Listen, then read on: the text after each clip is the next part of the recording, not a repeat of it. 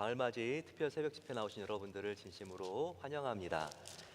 옆에 있는 분들과 함께 인사하겠습니다. 첫 만남, 첫사랑으로 돌아갑시다. 이렇게 인사할까요? 첫 만남, 첫사랑으로 돌아갑시다.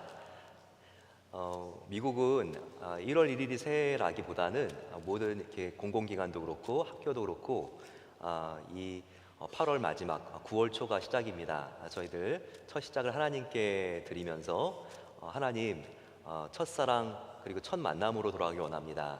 이렇게 우리가 고백할 수 있는 그런 한 주간의 예배가 되길 원합니다. 하나님 말씀 함께 나누겠습니다. 은혜 받으실 하나님 말씀은 창세기 11장 27절부터 32절 또 12장부터 1절부터 4절까지의 말씀입니다. 창세기 11장 27절부터 32절 그리고 또 12장 1절부터 4절까지의 말씀을 한 절씩 교독하겠습니다. 데라의 족보는 이러하니라. 데라는 아브라함과 나홀과 하란을 낳고 하란은 롯을 낳았으며 하란은 그 아비 데라보다 먼저 고향 갈대아인의 우르에서 죽었더라. 아브라함과 나홀이 장가 들었으니 아브라함의 아내의 이름은 사레며 나홀의 아내의 이름은 밀가니 하란의 딸이요 하란은 밀가의 아버지며 또 이스가의 아버지더라. 사레는 임신하지 못함으로 자식이 없었더라. 데라가 그 아들 아브라함과 하란의 아들인 그의 손자 롯과 그의 며느리 아브라함의 아내 사레를 데리고 갈대아인의 우르를 떠나 가나안 땅으로 가고자 하더니 하란에 이르러 거기 거류하였으며 데라는 나이가 205세가 되어 하란에서 죽었더라. 여호와께서 아브라함에게 이르시되 너는 너의 고향과 친척과 아비의 집을 떠나 내가 내게 보여줄 땅으로 가라. 내가 너로 큰 민족을 이루고 내게 복을 주어 내 이름을 창대하게 하리니 너는 복이 될지라. 너를 축복하는 자에게 내가 복을 내리고 너를 저주하는 자에게는 내가 저주하리니 땅의 모든 족속이 너로 말미암아 복을 얻을 것이라 하신지라. 이에 아브라함이 여호와의 말씀을 따라갔고 롯도 그와 함께 갔으며 아브라함의 하란을 떠날 때 75세였더라. 아멘. 저와 여러분들은 모든 인간관계 속에서 첫 만남이 있고 또 첫사랑이 있습니다. 우리가 하나님과의 관계도 그렇습니다. 하나님과 만난 첫 만남이 있고 또 첫사랑이 있는 겁니다. 저와 여러분들이 오늘부터 토요일까지 5명의 인물들이 하나님과 만났던 바로 그 첫 만남, 첫사랑으로 우리가 돌아갈 것입니다. 그 인물들은 오늘 보게 되는 아브라함, 모세, 그리고 사무엘의 어머니였던 한나, 그리고 이사야와 베드로, 이렇게 5명의 인물들과 하나님과 만났던 첫 시간을 우리가 함께 묵상해 볼 겁니다. 그러면서 하나님, 나도 이 지금 새 계절을 시작하는데 하나님 앞에 이런 첫 만남과 첫사랑으로 시작하길 소망합니다. 우리가 각각의 인물들이 하나님과 처음 만났을 때 어떤 마음의 결심을 하고 또 어떻게 하나님을 사랑했는지 함께 우리가 살펴보면서 우리의 첫 만남과 그리고 첫사랑을 하나님께 드리는 그런 이 가을의 시작이 되기를 소망합니다. 아브라함은 누구일까요? 아브라함은요, 유대인들이 자기의 가장 중요한 조상이라고 생각을 하는 분이죠. 하지만 이 정도가 아닙니다. 보통 분이 아니죠. 유대교인들뿐만 아니라 그리스도인들 그리고 또 무슬림들, 이슬람 사람들도 아브라함이 자기의 이 민족의 또 이 종교의 창시자라고 생각하는 경향들이 참 많이 있습니다. 한국 사람들은 당군의 조상이라고 하는 무의식이 이렇게 깔려 있죠. 우리 믿는 사람들은 다르지만 하지만 유대인들 보면요, 우리는 아브라함의 자손이다, 이와 같은 자부심과 긍지가 있습니다. 그래서 이 아브라함은 유대인들의 일대 조상, 바로 시조라는 것을 그들이 믿고 있는 것이죠. 그런데 우리가 이 아브라함에 대하여는 과거에 주일학교 다녀보신 분들도 그때부터 배우지만 이게 어떤 가문의 이분이 사람인가, 이 배경들을 좀 이해하는 게 필요한 것 같습니다. 그가 어떤 결단으로 하나님을 만났는지 그리고 그분을 따라갔는지 알기 위해서는 우리 11절 뒷부분을 우리가 함께 주목해서 볼 수 있어야 합니다. 아브라함도 누군가가 낳아줬기 때문에 있었겠죠. 아브라함의 아버지가 누구라고 되어 있습니까? 데라라고 되어 있죠. 아브라함의 아버지는 데라인데 데라는 세 명의 아들을 낳았습니다. 당연히 아브라함이 있겠고 장남, 그리고 나홀과 하란이라고 하는 아들을 낳았다는 것을 오늘 우리가 읽은 본문을 통해서 알 수 있습니다. 근데 굉장히 이 데라가 막내 하란을 끔찍이 사랑한 것 같습니다. 이 갈대아 우르라고 하는 지역에 살았는데 너무너무 이 막내를 사랑했는데 이 막내가 하란이 죽고 말았습니다. 이렇게 데라가 하란을 굉장히 총애하고 사랑했던 이유는요, 이제 갈대아 우르를 떠나게 되는데 하필이면 그가 다음 거주 지역으로 정했던 곳이 자기의 죽은 아들의 이름이었던 하란이라고 하는 도시를 선택한 걸 통해서 굉장히 정말 이 아들이 먼저 죽었는데 이 아버지가 이 아들을 땅에 묻은 게 아니라 마음에 묻었구나, 이것을 우리가 알 수 있습니다. 뭔가 우리가 큰 변화를 정말 우리가 경험할 때는요, 뭔가 상황이 좋을 때가 아니라 굉장한 아픔과 고통을 경험하는 순간인 경우가 많습니다. 엄청난 상실이나 결핍, 이런 것들이 인생에서 느껴질 때 정말 내 인생은 다 무너져 내리는 것과 같지만 새로운 변화의 인생과 시대가 잉태되고 있다는 것을 우리는 꼭 기억해야 합니다. 여러분도 어떻습니까? 우리가 2023년의 하반기와 2024년 내년을 생각하게 되면서 지금 나의 삶과 나의 가족, 나의 남편, 아내, 정말 이렇게 나의 자녀의 그 미래가 창창한 것 같습니까? 아니면 너무나 참 앞이 보이지 않고 불확실하고 어렵습니까? 하지만 저와 여러분들이 마음이 이렇게 힘들고 어려울 때 이게 불길한 징조구나, 이렇게 생각하면 안 됩니다. 성경에서 위대한 일이 일어날 때는요, 가장 어려웠던 순간인 것을 기억해야 합니다. 정말 자기의 아들 하란이 죽지 않았으면 평생 동안 그냥 여기서 편하게 살고자 했던 바로 그 갈대아 우루, 이 대도시를 떠날 결심을 하게 되는 이 데라의 생각, 바로 자기의 사랑하는 아들을 잃은 다음이었습니다.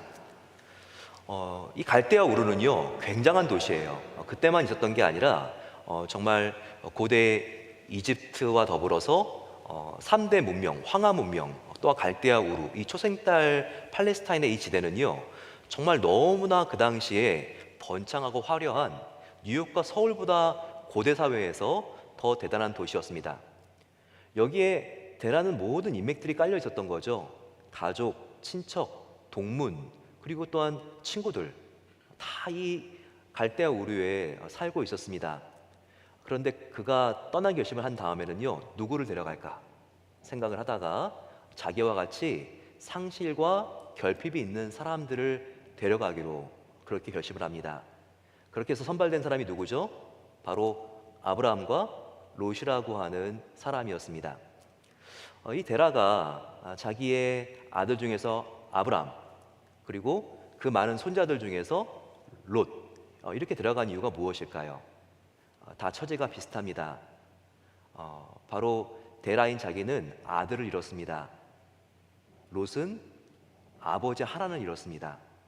그리고 아브라함과 사레는 그 당시에 없어서는 nothing, 아무것도 아닌 인생인 자녀가 없습니다.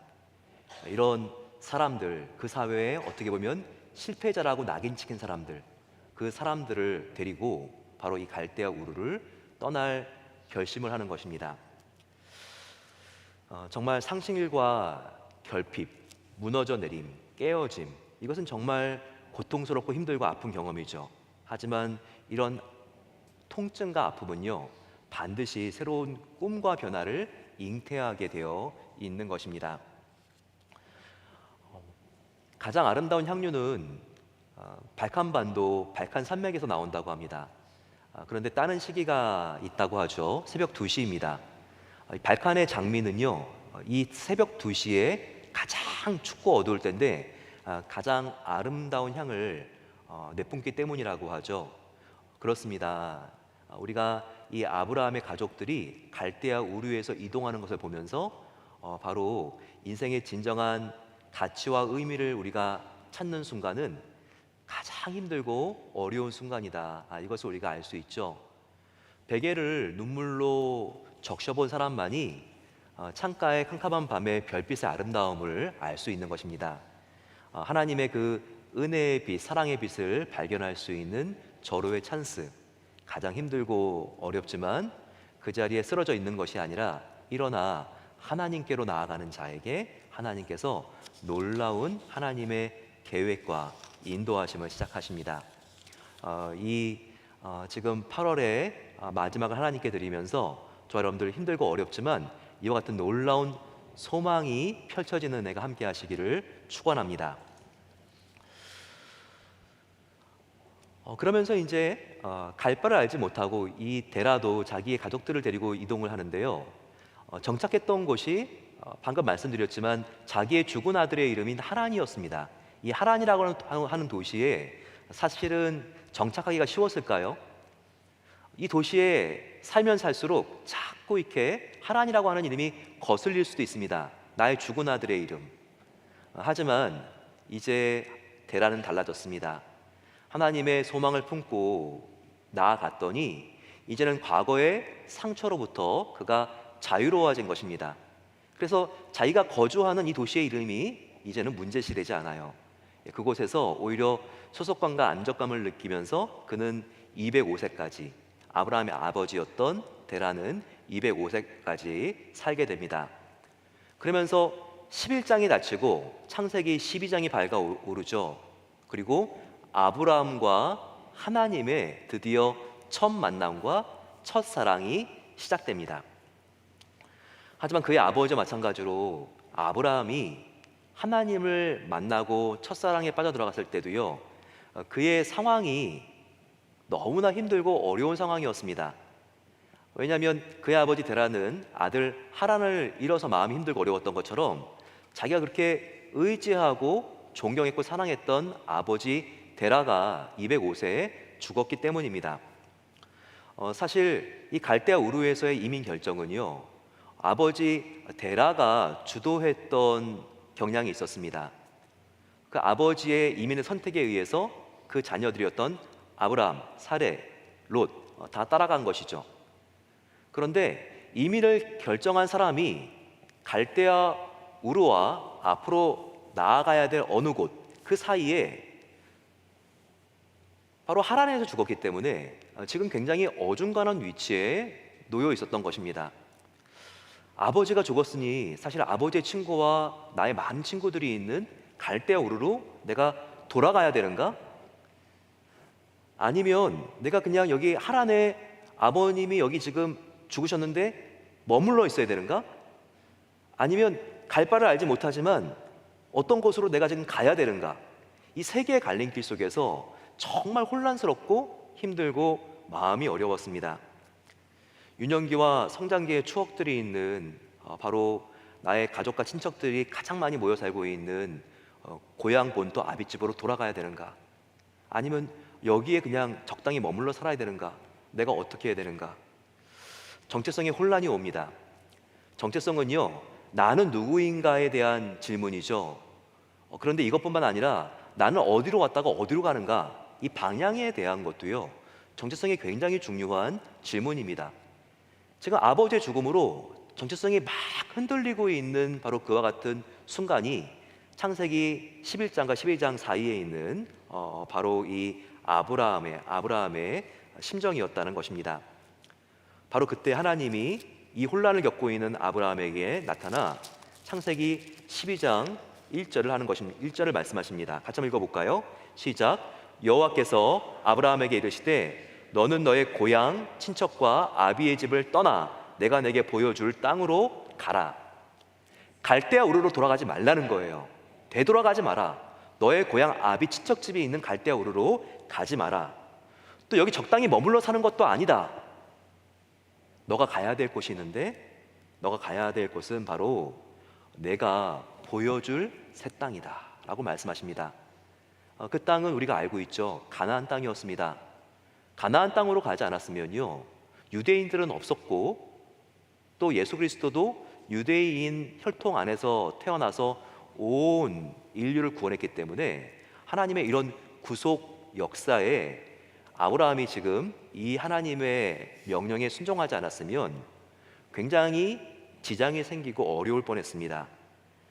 하지만 하나님은요, 이때 아브라함에게 너는 지금 현재 머물지도 말고 과거 속에 감금되어 살지도 말고 새로운 땅을 바라보라고 말씀하십니다. 여러분, 뭔가 새 인생을 기대하십니까? 하나님과 새 만남과 첫사랑에 빠져들고 싶습니까? 그럼 여러분, 우리가 과거에 집착하는 게 아니라 과거를 하나님께 맡기고 우리가 새로운 삶을 바라봐야 합니다. 어떻게 우리가 새로운 삶을 바라보고 새로운 삶을 향하여 나아갈 수 있습니까? 바로 그것은 무엇이냐면 아버지의 집, 너가 익숙한 곳을 떠나야지만, 고향과 친척과 아버지의 집을 떠나야지만 하나님께서 보여줄 새 땅이 보이는 것이고 그 땅을 향하여 나아갈 수 있는 것이죠. 대나무와 같이 우리는 인생을 새롭게 시작하기 위해서는요, 매듭이 필요합니다. 과거에 나의 상처, 미움, 분노, 수치심, 이와 같은 나의 과거를요, 믿음과 사랑의 매듭으로 묶일 수 있을 때 또 한 번 올라갈 수 있는 힘이 생기는 것입니다. 어떻게 대나무가 그렇게 높이 위로 올라가죠? 다른 비결이 아니죠. 바로 그것은 매듭을 계속해서 맺어서 매듭을 맺는 그 마디의 힘으로 위로 올라가고 또 위로 올라가는 것이죠. 저와 여러분들 뭔가 새로운 하나님의 비전을 받기 위해서는요, 매듭이 필요합니다. 사랑의 믿음, 그리고 믿음의 매듭, 이것으로 과거의 원함과 수치심과 또한 마음속에 증오, 죄책감이 있다면 그런 매듭을 완전히 지으시고 그리고 주님 바라보시면서 새로운 땅을 향하여 나아갈 수 있는 새 계절 2023년의 가을이 되시기를 축원합니다. 이런 아브라함에게 하나님은 놀라운 약속을 주시죠. 3절입니다. 내가 너로 큰 민족을 이루고 내게 복을 주어 내 이름을 창대하게 하리니 너는 복이 될지라 라고 말하고 있습니다. 한국 사람처럼 복을 좋아하는 사람이 있을까요? 그래서 창세기 12장 2절은 새해에 참 한국교회에서 많이 나누는 그런 말씀이죠. 하지만 여기서 주목할 게 있습니다. 하나님께서 아브라함을 봤을 때 너는 복을 추구하는 자가 아니라 이미 너는 복의 근원이다 라고 말씀하신 것이 중요합니다. 너는 내가 앞으로 복을 주어서 돈도 많이 벌 것이고 사회적인 지위도 높이 올라갈 것이고 명성, 건강 이런 복을 받을 것이니 그런 복을 추구해라 라고 2절에 준 게 아니고요, 너는 장차 받을 복을 추구하는 자가 아니라 이미 너는 복덩이다, 너는 이미 복이 되었다 라고 말씀하십니다. 12장 2절을 보세요. 보시게 되면 내가 너에게 복을 주는데 너는 복이 될지라, 존재 변화를 우리에게 알려주고 있지 않습니까? 저와 여러분들은 이미 복이 되었습니다. 복의 근원이 되었다는 것이죠. 어떻게 이게 가능했죠? 예수님 때문에 가능했죠. 우리가 찬송가 28장을 보게 되면요, 바로 복의 근원이라는 단어가 나오죠. 복의 근원 강림하사 찬송하게 하소서, 구속하신 그 사랑을 항상 찬송합니다. 바로 이 지금 찬송가 가사에 있는 복의 근원, 바로 그 복의 근원이 창세기 12장 2절에 나와 있는 저와 여러분들을 향한 하나님의 축복이라는 걸 아시나요? 너는 복이 될지라, 너는 복의 근원이 될지라, 이렇게 말씀하신 것입니다. 예수님이 복의 근원인 이유, 찬송가 28장의 가사가 같이 구속하신 그 사랑을 항상 찬송합니다. 바로 예수님께서 십자가에서 나를 구속하셨기 때문에 나는 이제 지옥에서 천국으로 옮겨진 하나님의 자녀가 되었다는 것, 바로 그것이 예수님이 복의 근원인 이유죠. 그 예수님을 믿었기 때문에, 영접했기 때문에 저와 여러분들 여기 나와서 하나님의 그 사랑을 예배하고 있습니다. 믿는 순간 복의 근원인 예수님이 어디에 들어오셨죠? 우리 마음에 들어오셔서 우리와 지금 연합해 계시죠. 복의 근원 예수님이 내 안에 들어와 계시기 때문에 나도 복의 근원이 된 거예요. 얼마나 이것이 감사합니까? 따라서 지금 창세기 12장 2절을요, 아브라함의 그의 이야기로 생각하면 안 됩니다. 너는 복이 될지라, 이 말씀을요, 예수님을 믿었기 때문에 하나님의 자녀가 됐고 천국이 우리 안에 있는 바로 내가 복의 근원이 되었고 나에게 하신 하나님의 축복의 약속이구나, 우리가 이렇게 이 말씀을 선택하고 내 것으로 취할 수 있어야 합니다. 옆에 있는 분들 한번 바라보시고요, 당신 하나님의 복덩이입니다. 같이 한번 이렇게 축복해 드리겠습니다. 당신은 하나님의 복덩이입니다. 옆에 자녀들 이렇게 오신 분들 계시는데 쓰다듬어 주시면서 너는 하나님의 복덩이야, 한번 이렇게 축복해 주시면 감사하겠습니다. 여러분, 그래요. 정말 저와 여러분들 하나님의 복덩이이기 때문에 다른 누군가가 저와 여러분들을 저주하면 하나님이 그 사람을 저주하십니다. 또 다른 어떤 사람이 나를 또한 우리를 축복하면 하나님이 그 사람을 축복해 주십니다. 바로 저와 여러분들이 하나님의 복의 근원, 복덩이이기 때문에 그렇죠. 그럼 여러분, 우리가 하나님께 이미 받은 복을 어떻게 나눌 수 있을까요? 바로 그 방법이 4절에 나와 있죠. 이 방법을 우리가 흘려보낼 수 있고 우리의 복으로 취할 수 있는 방법, 4절에 나와 있습니다. 이에 아브라함이 여호와의 말씀을 따라갔고 롯과 그와 함께 갔으며 아브라함이 하란을 떠날 때 75세였더라. 뭔가 볼펜이 있다면 거기 밑줄을 그어보세요. 여호와의 말씀을 따라갔고.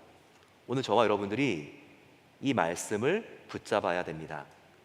하나님의 복덩이가 이미 됐는데 그 복이 내 안에 펼쳐지고 흘러갈 수 있는 방법, 바로 여호와 하나님의 말씀을 따라갈 때 이것이 가능한 것입니다. 새해 우리가 또한 새학기를 바라보면서 정말 앞이 보이지 않습니다. 하지만 우리가 뭔가 밤운전을 할 때 다 보이기 때문에 갑니까? 헤드라이트가 보여주는 그만큼만 가면 목적지에 도착해 있지 않습니까? 말씀만 따라가면 돼요. 오늘 하나님께서 일용할 말씀을 주실 것을 믿고 그 말씀 따라가고 이만큼 가고, 또 내일, 그리고 다음 주, 그 다음 달 하나님께서 보여주시는 그 말씀만큼 우리가 온전히 순종하며 따라가면 하나님은 저와 여러분들의 인생을 책임지십니다.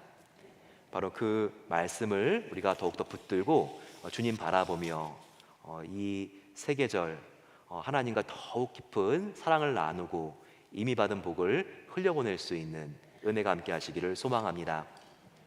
이 시간 함께 우리 찬양하겠습니다.